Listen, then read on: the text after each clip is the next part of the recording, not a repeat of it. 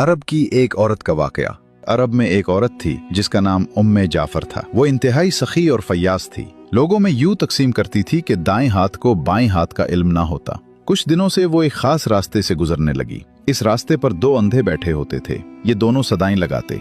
एक अंधा कहता था, इलाही मुझे अपने फजलो करम से रोजी अता फरमा। दूसरा अंधा सदा लगाता, या रब मुझे उम्मे जाफर का बचा हुआ अता कर। उम्मे जाफर दोनों की सदाएं सुनती थी और दोनों को कुछ न कुछ अता करती थी। जो अंधा अल्लाह के फजल का तलबगार होता उसे वो 2 दिरहम दिया करती, जबकि जो अंधा उम्मे जाफर के फजल का तालिब होता उसे वो एक भुनी हुई मुर्गी अता करती। दिलचस्प बात यह थी कि जिसे भुनी हुई मुर्गी मिलती वो अपनी मुर्गी दूसरे अंधे को 2 दिरहम में बेच देता। ये सिलसिला कई दिनों तक चलता रहा। एक दिन उम्मे जाफर उस अंधे के पास आई जो उससे कहा करता था, या रब मुझे उम्मे जाफर का बचा हुआ अता कर। उम्मे जाफर ने उससे पूछा, क्या तुम्हें 100 दिनार मिले हैं? अंधा हैरान हो गया और बोला, नहीं, मुझे तो सिर्फ एक भुनी हुई मुर्गी मिलती थी जिसे मैं 2 दिरहम में बेच देता था।